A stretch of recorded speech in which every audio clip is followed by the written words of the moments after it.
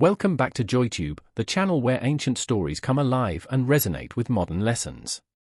Today, we dive into an epic tale from the Book of Jasher, a story of captivity, courage, divine intervention, and the rise of Moses as a beacon of hope for a suffering nation. From the harsh cries of enslaved Israelites to the extraordinary events that shaped the destiny of one man, this is a journey that will leave you inspired and in awe. Don't forget to like, share, and subscribe to this channel. Prepare yourself for a riveting exploration of faith, resilience, and the unfailing promises of God. Let's begin. In the land of Egypt, the Israelites groaned under the weight of relentless oppression. Generations of slavery had crushed their spirits, and the rule of Pharaoh Edikam, known for his cruelty, only made their burdens heavier. The Israelites were forced to make bricks without straw, and their infants were buried alive in the very walls they built. Their cry of despair ascended to heaven, and God remembered his covenant with Abraham, Isaac, and Jacob. The Israelites hoped that when Pharaoh dies, his son that will succeed him will lighten their burden, but rather their burden increased. And God saw the burden of the children of Israel, and their heavy work in those days, and he determined to deliver them.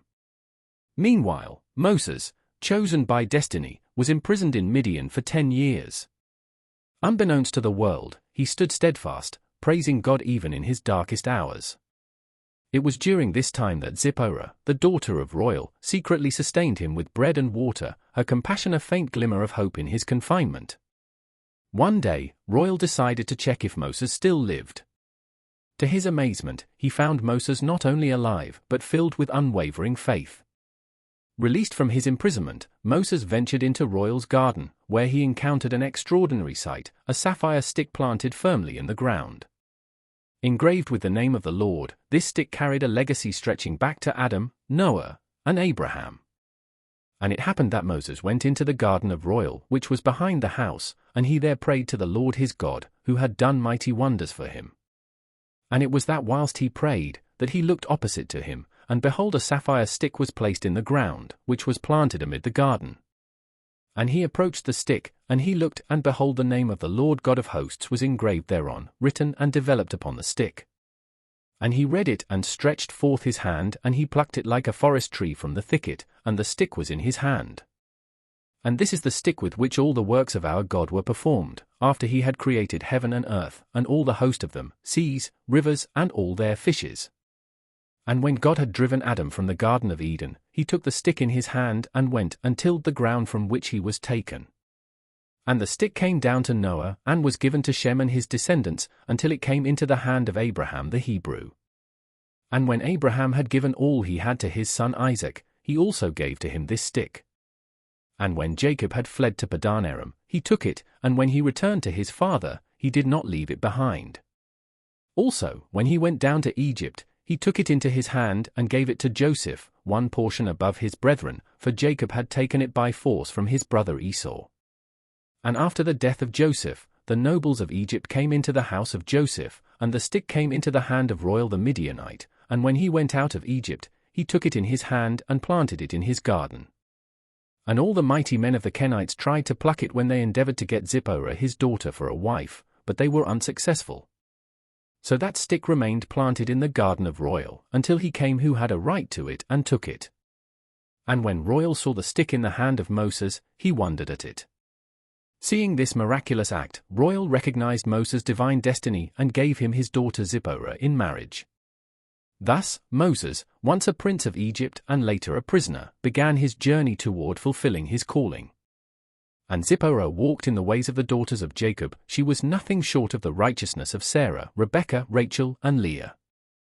And Zipporah conceived and bare a son, and he called his name Gershom, for he said, I was a stranger in a foreign land, but he circumcised not his foreskin, at the command of Royal his father-in-law.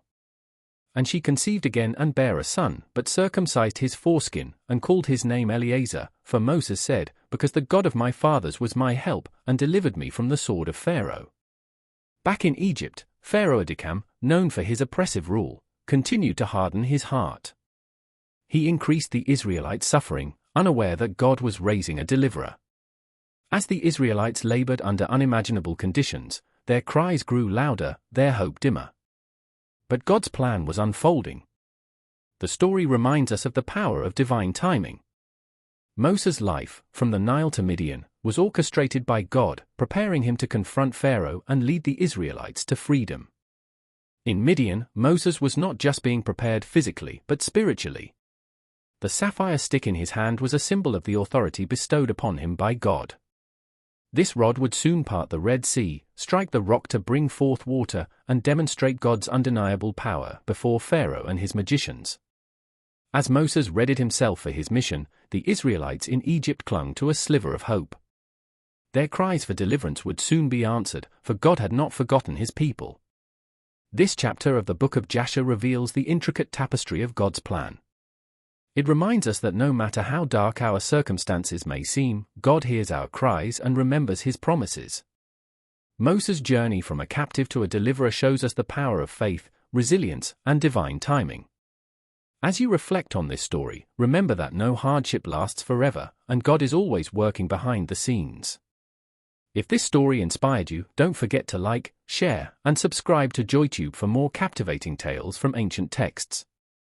Join us next time as we explore how Moses confronts Pharaoh and leads the Israelites on their miraculous journey to freedom.